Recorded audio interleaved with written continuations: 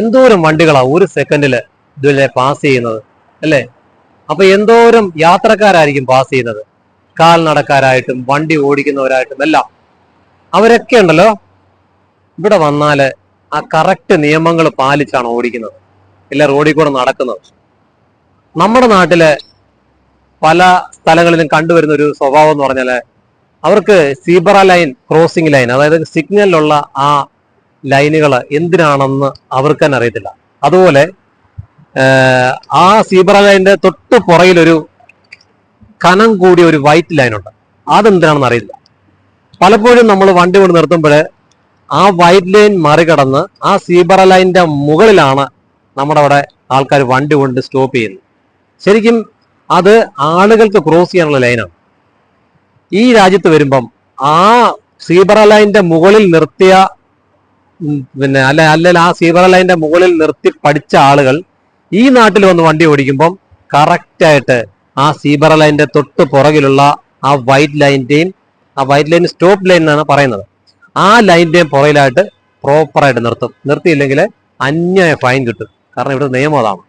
അതായത് റോഡിലെ traffic rules and regulations വെച്ച് ആ സ്റ്റോപ്പ് ലൈനിന്റെയും കുറച്ച് പുറകിലായിട്ട് വേണം വണ്ടി സേഫായിട്ട് നിർത്താൻ. നമ്മുടെ നാട്ടിൽ അതൊന്നും പാലിക്കുന്നില്ല.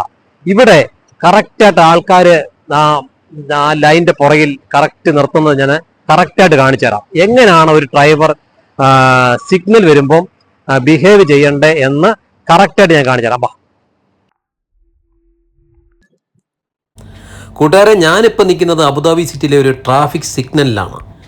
വാഹനങ്ങൾ നിർത്താനുള്ള റെഡ് സിഗ്നൽ ഓപ്പൺ ആകുമ്പോൾ വാഹനങ്ങൾ നിർത്തിയിരിക്കുന്നത് സീബ്ര ലൈൻ്റെ പുറകിലുള്ള കട്ടിയുള്ള ആ വൈറ്റ് ലൈനിൻ്റെ തൊട്ടു പുറകിലായിട്ടാണ്. ഇങ്ങനെയാണ് വാഹനങ്ങൾ നിർത്തി കൊടുക്കേണ്ടത്. ഈ സീബ്ര ലൈൻ ഈ കാൽനട യാത്രക്കാർക്ക് യഥേഷ്ടം റോഡ് ക്രോസ് ചെയ്യാൻ വേണ്ടി മാത്രമുള്ളതാണ്. ഇവിടെ കാൽനട യാത്രക്കാർക്കാണ് മുൻഗണനയും പരിഗണനയും കൊടുക്കുന്നത്. നമ്മൾ ക്രോസ് ചെയ്യാൻ നിൽക്കുമ്പോൾ ഇതിലൊന്ന് പ്രസ് ചെയ്താൽ മതി, പെട്ടെന്ന് സിഗ്നൽ നമുക്ക് പോകാൻ വേണ്ടി ഓണാകും. നമുക്ക് യഥേഷ്ടം ക്രോസ്. ഇവിടെ വാഹനങ്ങൾക്കും സിഗ്നൽ ബാധകമാണ്, കാൽനട യാത്രക്കാർക്കും സിഗ്നൽ ബാധകമാണ്. കാൽനട യാത്രക്കാർ അവർക്കുള്ള സിഗ്നൽ ലഭിക്കാതെ ഒരിക്കലും റോഡ് ക്രോസ് ചെയ്യാൻ പാടില്ല.